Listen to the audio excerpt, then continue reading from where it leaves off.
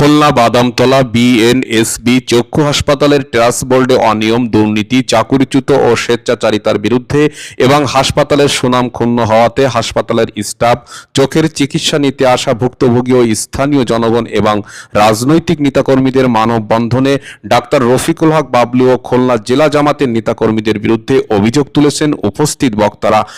খোঁজ খবর নেবেন যে আপনার এই বাবলু সাহেবের চরিত্রকে সে কি ঘটনা ঘটিয়েছে, এইগুলো দেখে তারপরে তার পাশে দাঁড়াবেন।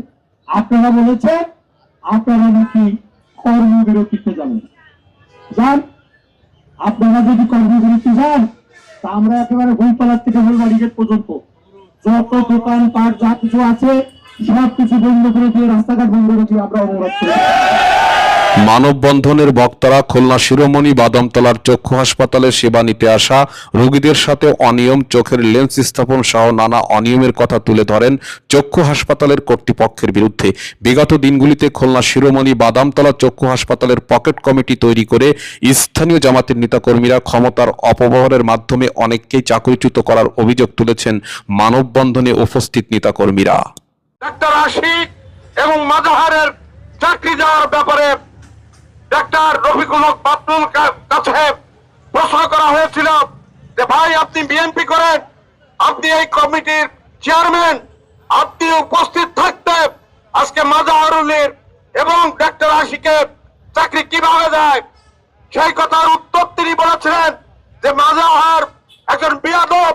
শিরোমণি বাদামতলা চত্বরের মানববন্ধনে উপস্থিত আপামর জনগণ, বাদামতলার চক্ষু হাসপাতালে সেবা নিতে আসা সাধারণ জনগণের সাথে চিকিৎসা প্রদানের ক্ষেত্রে নানান অনিয়মের কথা তুলে ধরেন ভুক্তভোগী অনেকেই। তারা বলেন বাদামতলার চক্ষু হাসপাতালে দুর্নীতি, অনিয়ম আর চিকিৎসার অনুপযোগী ব্যক্তিদের দ্বারা চোখের ছানি অপারেশনে লেন্স বসানো ইত্যাদি কাজে যারা কর্মরত রয়েছে তারা অযোগ্য এবং দুর্নীতিবাজ। এমনকি এক স্থানীয় নারী বাদামতলা প্রশাসনের বিরুদ্ধে ওষুধ চুরির কেলেঙ্কারির কথাও তুলে ধরেন।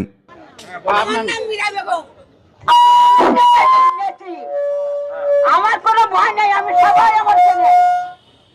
এই দেন বিদেশে লোকজন আসে চোখ দেখাতি 64 বেশি যে বড় লোকের ঠিক মনে কাছে ঠিক সব আসে খেতে যে কত দূরের লোক আসে, একটা লোকের কোনো কাজ পাবে। বাদামতলা চক্ষু হাসপাতালের সম্মুখের মানববন্ধনে বক্তারা হুঁশিয়ারি উচ্চারণ করে বলেন দুর্নীতিবাজ, অনিয়মকারীদেরকে অনতিবিলম্বে অপসারণের মাধ্যমে সুস্থ সঠিক সেবা প্রদানের ক্ষেত্রে যোগ্য লোকদেরকেই বসাতে সরকারের প্রতি এমন আহ্বান করেন। ঠিক আছে, আপনার চোখের কি কি নষ্ট হয়েছে? আমার চোখে টিস্যু বের হয়ে গেছে। টিস্যু বের হয়েছে? না, ওই যে বের হয়ে গেছে, কোনো টিস্যু দেখা যায় এখানে। মূলত কি সমস্যা নিয়ে আপনি আসছিলেন? আমি এখন চোখেই দেখতে পারি না। না, যখন আসছিলেন কি সমস্যা নিয়ে আসছিলেন? আমার চোখে ছানি ছিল, ছানি অপারেশন করছে। কি লেন্স লাগানো হয়েছে? জি, লেন্স লাগাইছে। কত টাকা খরচ করছেন? খরচ তখন এই যে একটা ক্যাম্পেইনে উনি আমাদের করে দিয়েছে। অপারেশনে কে ছিল? অপারেশন নজরুল সাহেব।